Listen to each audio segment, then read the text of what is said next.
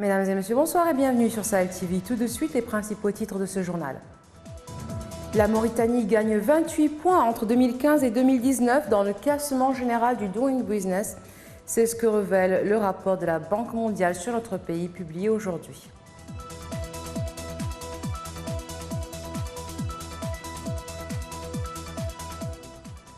Renforcer les capacités des gestionnaires des ressources humaines des départements ministériels, le sujet est au centre d'un atelier ouvert aujourd'hui à Nouakchott.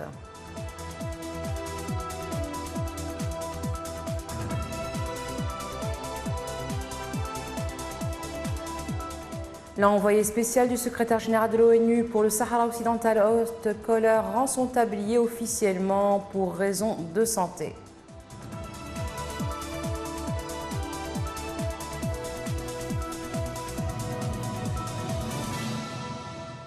Merci d'être avec nous. Le bureau de la Banque mondiale à Nouakchott met à la disposition du grand public son rapport annuel, le second sur la situation économique de la Mauritanie.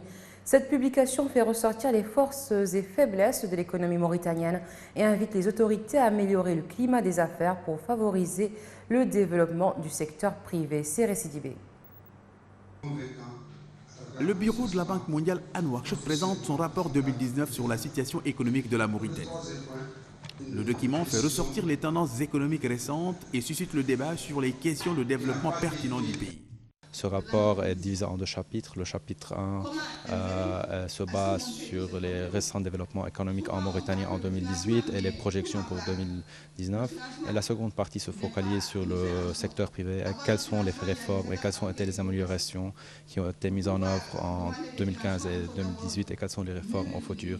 On est en train de discuter maintenant ce rapport avec les différents agents économiques comme le gouvernement, le secteur privé et la société civile. Pour le président de la Chambre de commerce, d'industrie et d'agriculture, Ahmed Baba Ould Eleya, la Mauritanie a œuvré ces 10 dernières années à la promotion du secteur privé et à la création d'un environnement propice à l'investissement.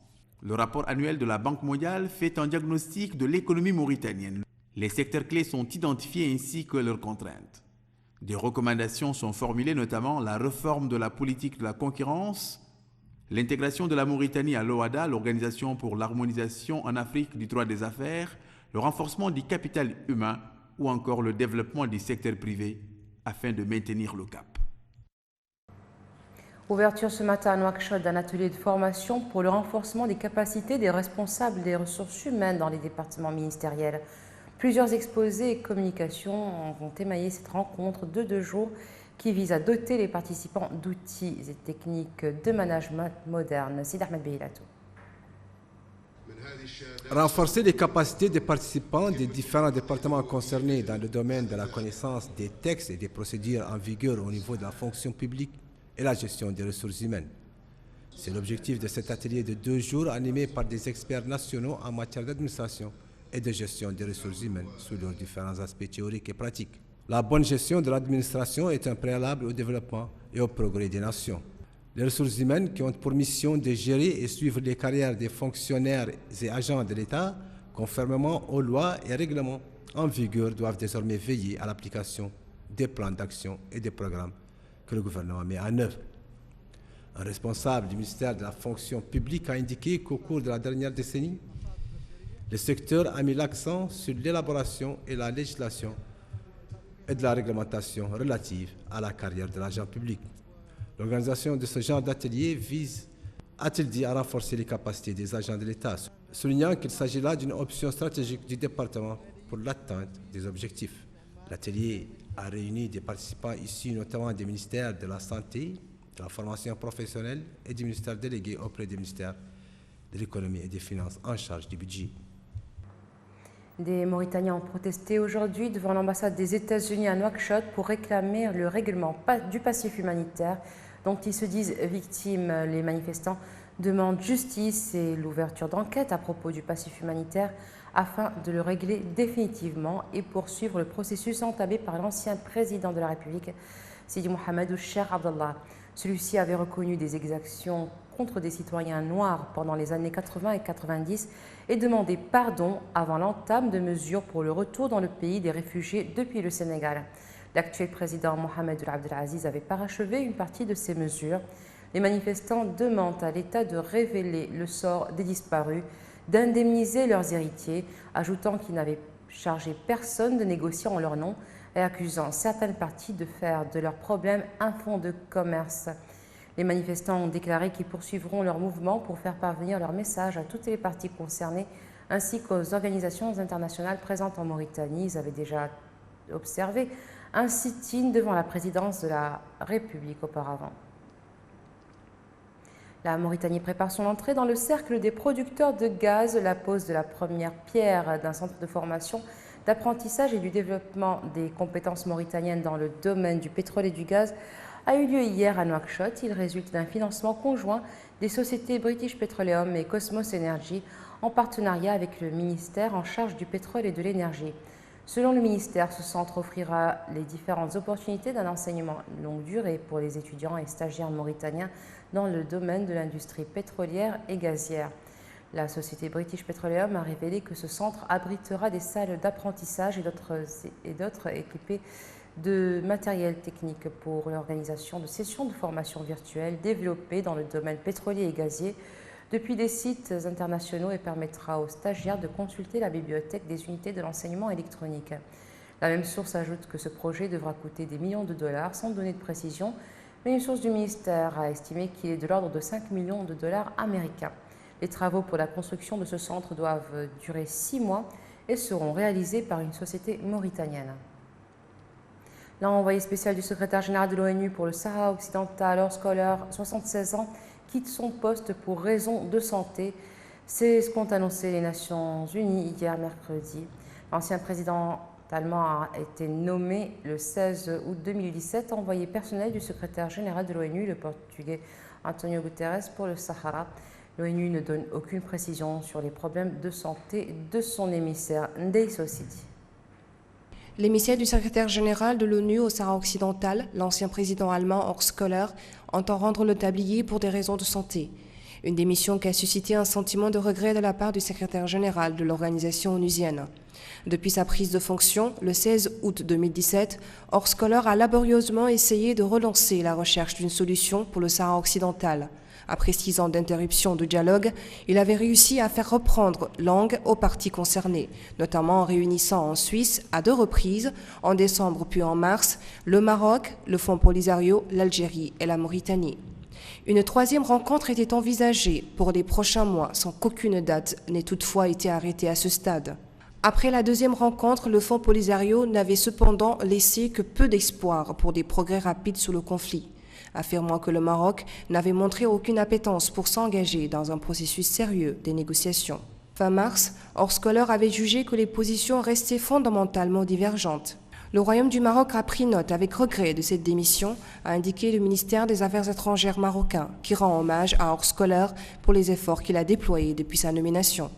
Le Fonds Polisario s'est déclaré de son côté profondément attristé par la nouvelle et a remercié l'émissaire pour ses efforts dynamiques afin de relancer le processus de paix de l'ONU. Après Fayez el-Sarraj, c'est au tour de Khalifa Haftar d'être reçu hier mercredi à Paris par Emmanuel Macron. Le président français appelle au cessez-le-feu, espoir douché par son visiteur. Pour le maréchal, les conditions ne sont pas réunies. Objectif de cette rencontre était de relancer le processus politique alors que les combats se poursuivent à Tripoli. Ghassan Salamé, l'émissaire de l'ONU pour la Libye, a dit craindre une guerre longue et sanglante. De son côté, le maréchal Haftar a rejeté l'idée d'un cessez-le-feu dans l'immédiat. Selon l'homme fort de l'Est libyen, les conditions d'un arrêt des hostilités ne sont pas réunies. À ses yeux, les forces loyales au gouvernement d'union nationale sont désormais phagocytées par les milices armées. Le maréchal Haftar estime donc ne pas avoir d'interlocuteur avec qui négocier un tel cessez-le-feu. Fayez el-Sarraj, le chef du gouvernement d'union nationale, ne veut pas non plus entendre parler d'un arrêt des hostilités sans qu'il ne soit question d'un retour des troupes du maréchal Haftar sur leur position d'avant le début de l'offensive sur Tripoli. Des raids aériens du régime syrien ont tué aujourd'hui 8 civils dans le dernier grand bastion djihadiste du nord-ouest de la Syrie, où les affrontements se poursuivent au sol entre forces pro-gouvernementales et combattants de l'ex-branche d'Al-Qaïda. Dans la nuit d'hier à aujourd'hui, des frappes avaient déjà tué 23 civils, dont 12 fauchés par un bombardement sur un marché bondé à l'occasion de la rupture du jeûne du Ramadan, selon l'Observatoire syrien des droits de l'homme. Dans la localité de Kafr Awaid, dans la province d'Idlib, les raids aériens ont pulvérisé la surface de certains bâtiments. Les décombres s'amoncellent dans les parties intérieures. 2 fillettes ont été tuées dans ces frappes, toujours selon l'Observatoire syrien des droits de l'homme. 17 combattants ont été tués, dont un djihadiste. Au total, plus de 100 combattants ont trouvé la mort dans ces affrontements dans la région de Kafr Nabouda depuis mardi. Le chef de l'État sortant du Malawi, Peter Mutharika, est en tête de l'élection présidentielle, devançant de 5 points le leader de l'opposition, Lazarus Chakwera, selon des résultats partiels révélés aujourd'hui par la commission électorale portant sur les 3/4 des bureaux de vote. Peter Mutharika, qui brigue un second mandat de 5 ans, obtient 40,49% des suffrages devant Lazarus Chakwera, qui est à 35,44% selon ces chiffres. Hier mercredi, le chef de l'opposition avait accusé le camp présidentiel de vouloir frauder.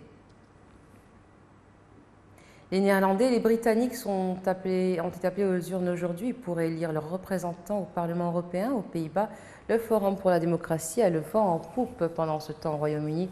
Un sondage publié hier par l'Institut YouGov place le parti du Brexit largement en tête avec 37% des voix. D'ici à dimanche, plus de 400 millions d'électeurs européens voteront dans 28 pays pour élire 751 députés européens lors des élections européennes.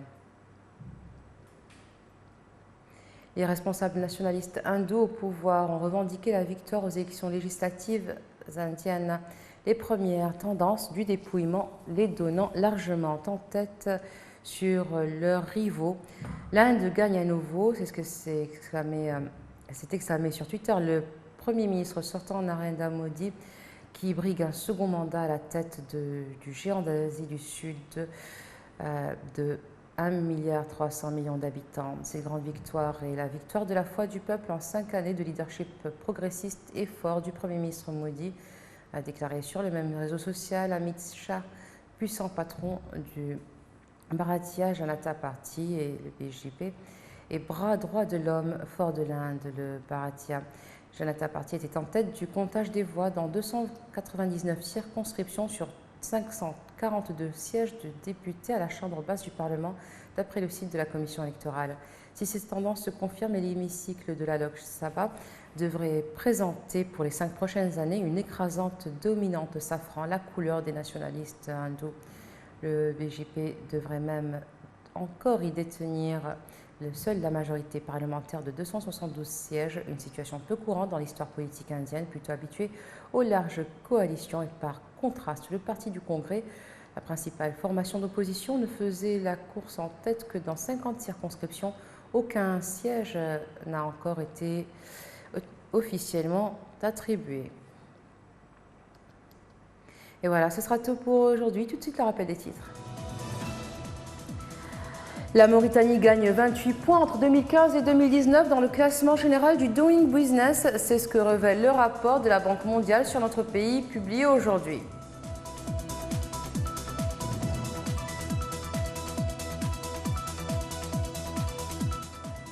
Renforcer les capacités des gestionnaires des ressources humaines des départements ministériels, le sujet est au centre d'un atelier ouvert à Nouakchott.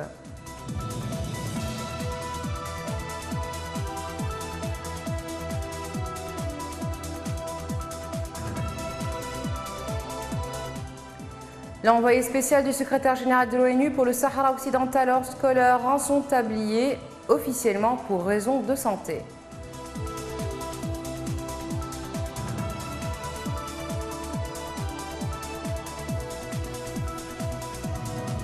Merci d'être resté avec nous. Excellente fin de soirée sur Sahel TV.